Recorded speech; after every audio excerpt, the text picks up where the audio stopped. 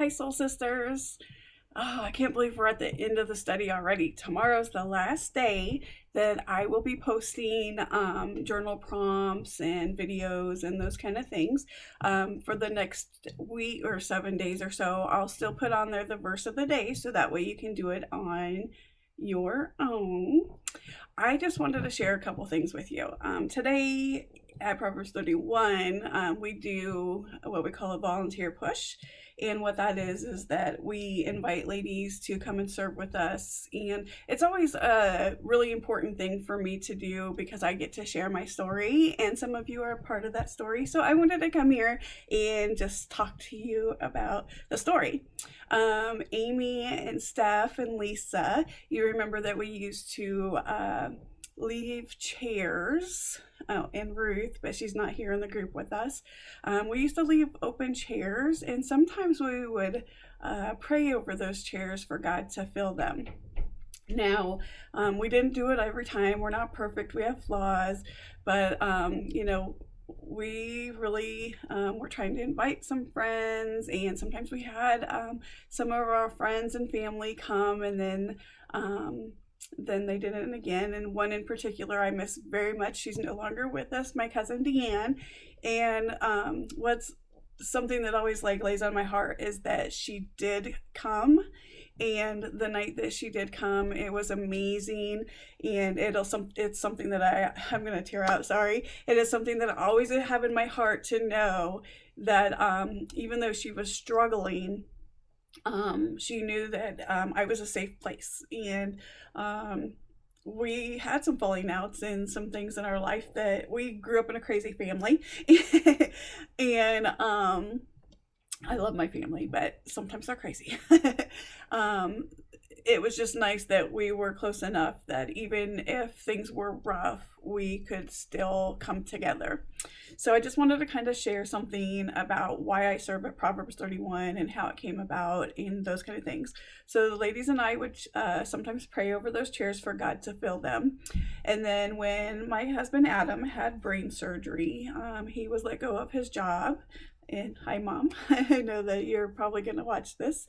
Of course, I'm glad you're in the group. And some of you know this story, but some of you might not know some of the stuff in the back part of it. When Adam had his brain surgery, his job of 10 years let him go. He went from Des Moines to just outside Chicago every night and home. And we really thought that really worked good for us because he could be home for my doctor's appointments and still get, 8 to 10 hours worth of sleep most days. Some days it wasn't that great because especially during winter and stuff, his hours ran longer and everything. But during that time, pretty much our whole marriage, Adam has talked about trucks. If you've ever sat with him and his dad, or his uncles or anybody, he talks trucks. Him and his dad would talk trucks. And I knew from the time that I married Adam, even though he wasn't a truck driver at the time, that it was his passion to do so. And with our kids, my last biological child off at college, and him getting let go from his job, we had been praying on it for a long time, that if he should do this or not. And at this moment, it was God's timing that he was let go and we could go over the road together. And a lot of you have seen lots of my pictures from going across the road or across the United States with Adam, and how much I love it. And I can't wait to get back out there. With everything going on these next 2 weeks, I can't go, even though I really want to. But after the new year, I'm going to be back in that truck, so you better believe it. Anyway, so you know that we started going over the road, and I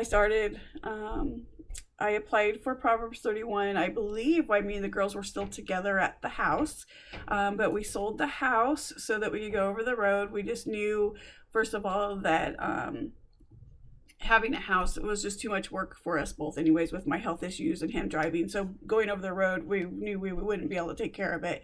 But financially, we also seen that at the time, with him not working and stuff for a while, that we had to let it go. And it was heartbreaking, because I did not want to say goodbye to my soul sisters. I was also taking care of the grandbabies all the time, so I didn't want to lose that. So there were sacrifices, and it wasn't an easy choice, but it was the right choice. I mean, I'm sure the other way would have been a right choice too. It would have just been different. So a different right choice. But our marriage has grown so much over the last couple years.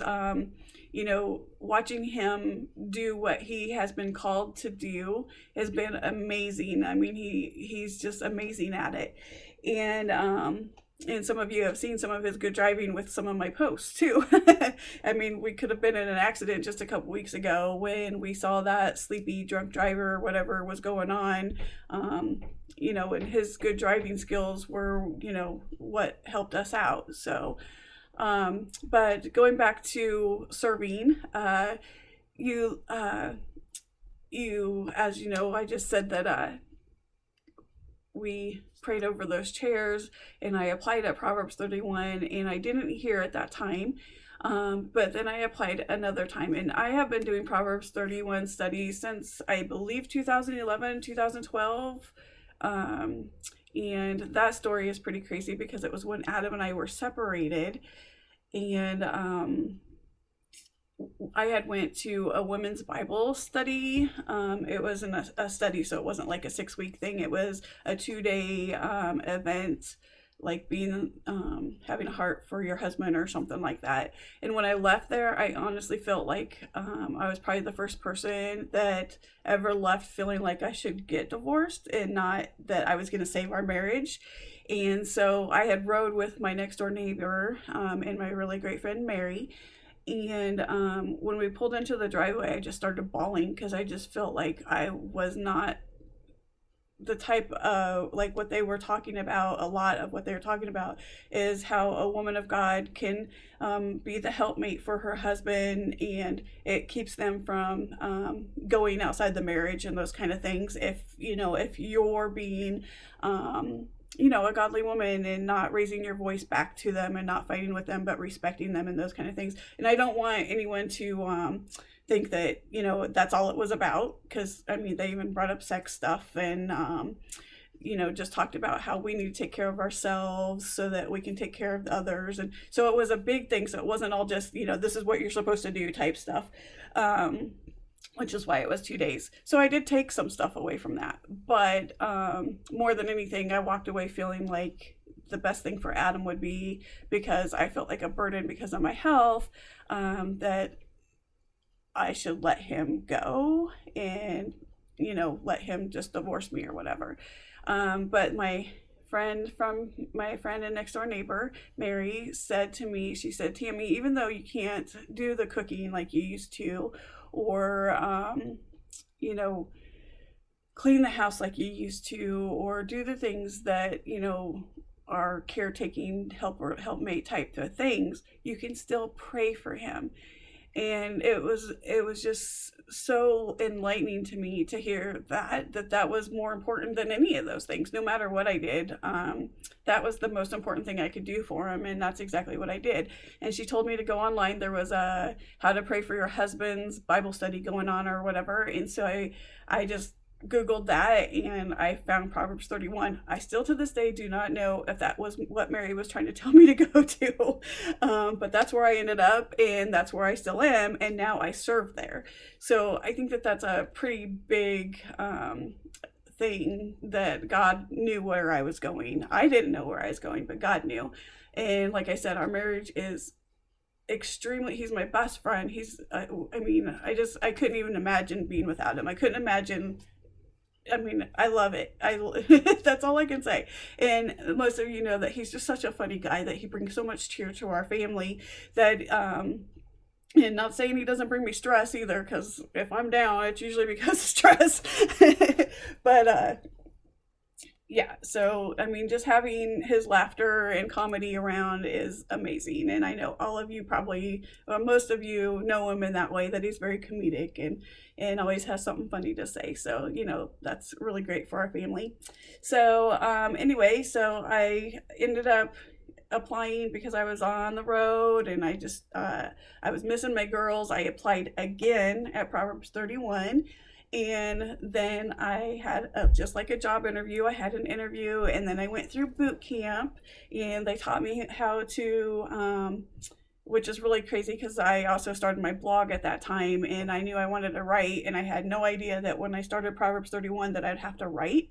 I just thought I was gonna, like, I guess I just really didn't know what I was gonna do, but God was calling me to do it. I have now done 2 years of studies. That's 5 studies a day, or 5 studies a year. And that's as a volunteer. That's not counting the 3 or 4 years before. So I have been a volunteer leader with them for 10 studies, 2 years, five studies a year. And it has blessed me so much in so many different ways. It's one of the biggest things I look forward to. And I get to, as you guys have noticed, I get to write and talk to the ladies every single day. And I get to help others learn about Jesus Christ, which is the whole thing. That's the most important part. Is I needed this, so I started this through God. He knew where he was taking me, and he took me to that. Then we get to coronavirus, and me and the girls that started Soul Sisters, Amy, Lisa, Ruth, and Steph. We get to coronavirus. We haven't seen each other for a couple years. Sometimes we've gotten together a couple times, but it's just hard. Ruth and Lisa have both had us a couple times at their house, but it's just hard for me to be the leader and then expect somebody else to host us. So, just not having a place to do that. Then we are hit with coronavirus. Now, because I'm a Proverbs 31 Ministries volunteer, I would not be able to do other Bible studies with other groups or other people or other organizations. But because of coronavirus, I asked if I could get my girls back together that used to do home studies in a group, if that was okay, and they approved it. So I just want to tell you, there is something amazing that came out of coronavirus. My new word for 2021, as I told you guys I would tell you in our beginning video, is faith. Now, it is amazing to me that last year God gave me empathy. I thought it was more about what I was going through, and then we go through this crazy year. We had to show empathy and grace and compassion, and we had to shut our mouths and listen. It was really hard, it was really hard for me sometimes. I'm sure it was hard for you guys sometimes, especially if you're really passionate about something. And because I have chronic illness, and I kept hearing the words, this was the thing that stuck out to me. I kept hearing the words, well, if you have a precondition, you're the one that's gonna die from coronavirus. And it's just people that have conditions or older. And that really just that bugged me. So when I read a post or something about that on social media, I would want to jump in. And I'm not saying I didn't. There are a few times that I even wrote a blog about it, that I looked up information and I studied. And so I wrote a blog about it. Superheroes Wear Masks, I believe that is the one. But now, as I've been the last 3 or 4 months praying on 2021, the word faith kept coming up to me, and it's the faith that held us together through this crazy, chaotic year to get us to the end of the year. And faith is what is going to help us see the fruits blossom next year. Only God knows what's in the future, and as much as there's so many conflicts of getting the vaccine for COVID-19 and not taking it, what are you going to do, and all those kind of things. God already knows. God knows everything that we planned from the time, before he knew us before we were created in the womb, and he knows our last breath day. He already has it down. It's already in the book. So he knows what's going to happen this year. And so what we have to do is we have to have faith that in the new year, and I'm speaking this over all of us, in the new year, things will be different. So I thought that was pretty cool that my word for the year is faith. So the whole point of me sharing my story, and the thing I want to go back to is I said I've done 5 studies every year for the last 2 years. So I've done 10 studies. Each one of those studies had 17 to 25 women. One time, one of Lisa Turkis, we had extra people ask, so they asked us if we could take a couple more, so I did. Heck yeah, I'm all in. But 17 to 22 women for 22 studies. So those chairs that girls we prayed over were filled. I just want you to know that and think about that. When we pray for something, it may not look like filling those chairs in my house. And, it was one of the things that hurt me when I had to let go of the house and sitting with you and having our studies together. I mean, you guys were so great. When Adam had his brain surgery, you let him into our girls only group and let him do the Bible study with us, and that changed his life. He learned so much about women in that group. You guys have no idea that through you our marriage is stronger. And so that's really, really cool. So anyway, the whole purpose of letting you know that is you never know how God's going to fill those chairs and fill your life. And serving is one of the biggest things that I've ever done. And when I stopped working, when my doctors would not allow me to go back to work in 2007, I did not feel that I had purpose until I had a grandbaby, and then I felt like that was my purpose. But he wasn't my son, he was a grandbaby. So when I didn't have him, I didn't feel like I had purpose, and my health was so bad. I just felt like I was a burden and I did not have purpose. And this is the most important thing I've ever done in my life, other than raising my children and hoping that someday that they will accept Jesus Christ. And if you haven't noticed, some of my kids' posts, you can see God working. So I want to let you know that there are ways that you can serve from home. Places like Proverbs 31, places like Elevation Church, your churches that are your local churches, even though we can't attend right now. Some are gathering and some are not. But maybe you can help with something that they're doing. Maybe it's not in your blood to write or be on Facebook or social media or whatever, but say you have a skill, say you're sewing or painting, or I know I'm thinking of one person that does that, but there's things that you can do. There's nursing homes that need brightness.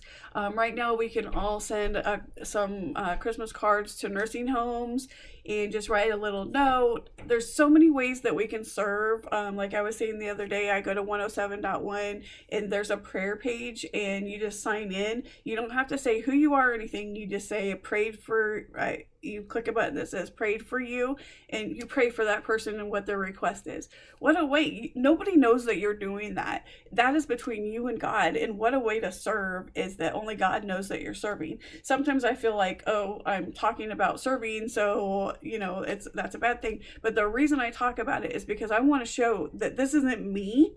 This is God working through me. And that is the biggest thing. If God is calling you to do something, step out and do it. Adam and I did this. It's so crazy. I've always wanted to be a writer, and I was told when I was really little, 11, 12 years old, that I was a good writer, but I was told not to write about something. And in my mind at that minute, I thought I could no longer write because I was told not to write about a specific topic.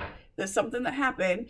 I stopped writing. My grades even went down in school and all of that. And it's amazing how much something like that will impact you. I don't care what your age is. When you find something that God's calling you to do, use that to serve. Use that to serve. God calls us to do that. So I love you ladies so much. And I hope that you 5 soul sisters that started this with me, clear back in the house, you realize that when you were praying for those chairs to be filled, God filled those chairs. I love you.